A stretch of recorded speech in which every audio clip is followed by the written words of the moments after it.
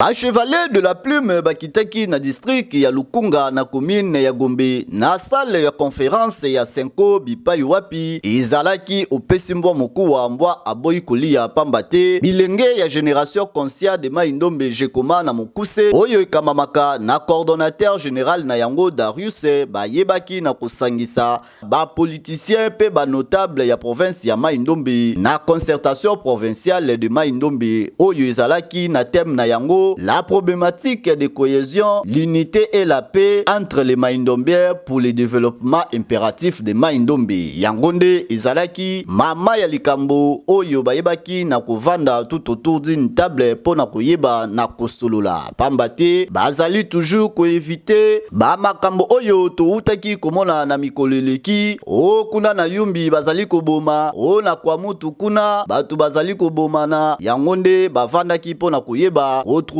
consensus na maimatali nani oyo akoyeba na diriger province ya Maindombe na yango esengeli boy baete ba facilitateur oyo bazalaki monseigneur Donatien Bafuinsoni, monseigneur Donaté Chole pe lisusu monseigneur Pereboye, apôtre Rose Lesi pe mama Micheline Chabani oyo bazalaki wana na pointe pona koyeba na kokumba masolo ekende kitoko ndenge kaka izalaka na suka na yango tomonaki lisusu ba représentant oyo bazali kokende na momekano ya poste ya gouverneur ya province ya Maindombe, honorable Aimé Pascal Mongo Lokonda, honorable Dasio, honorable Nkoso Kevani, monsieur Adrien Wawaborons pe maître Guy Maindombe bazalaki wana na kati ya salle kasi na suka ya masolo ndenge kaka izalaka coordonnateur général ya génération conscient de Maindombe Jekoma na mokuse oyo ezali Asbel moko entité na société civile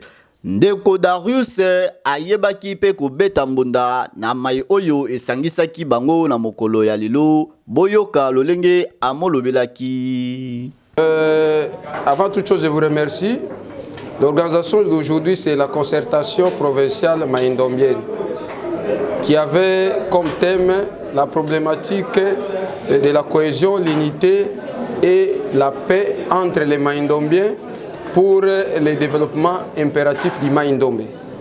Donc de là, on a eu à parler sur la cohésion entre les Maindombiens eux-mêmes. Quand on parle des Maindombiens, on voit premièrement les leaders sociopolitiques. Alors on ne peut pas prétendre d'un développement quelconque sans qu'il y ait de la cohésion, de la paix et de l'unité. Donc on ne peut pas s'aimer sur un terrain miné. Donc en grosso modo, ce que j'allais dire, c'est ça. Nous avions d'abord fait ce forum pour rechercher la paix, l'unité, la cohésion entre les Maindombiens avant de lancer le forum économique des Maindombe. Oui, effectivement, nous avions mis en place 3 commissions. La première, c'est la synergie des présidents des partis politiques. On doit faire des choses d'une manière ordonnée. Il faut maintenant monter une notabilité, peut-être qui va donner des conditions d'adhésion. Par exemple, avant d'adhérer, il faut donner $100 et par mois, il y aura autant. Et on saura qui est notable et qui ne l'est pas. Et ensuite, il y a la commission PAX ou de la paix. La commission PAX va chercher à résoudre les problèmes liés à la paix et à la justice dans les Maindombe. Alors, comme nous l'avions évoqué dans notre fascicule, il n'y a que l'État qui peut s'imposer pour qu'il y ait de la paix. Alors, on dit en droit, un droit n'est droit que quand on les réclame, il faut qu'il y ait des gens qui les réclament. C'est cette commission-là qui va réclamer, qui va rappeler l'État que ça c'est votre attribution, votre fonction régalienne.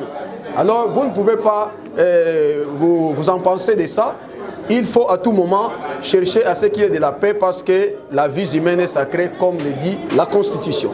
Tokosenga kaka na ba autorité pe ba homme politique ya Maindombe boye bana kosangana bozala moto moko pamba te likambo ya otour na ngai, otour na ekuna, otour na ekuna ezali kopesa mbilinga mingi akati ya province ya Mai Ndombe. Bate bandeko ya Mai Ndombe bazali na bosenga ya batour na bino te, bazali na posa ya komona développement. Bandeko bamona lotiliki, bamona mai, bamona vie sociale na bango eyeba na kobongwana. O biso tolobaki te, tolobi bosalela oyo peuple alingi.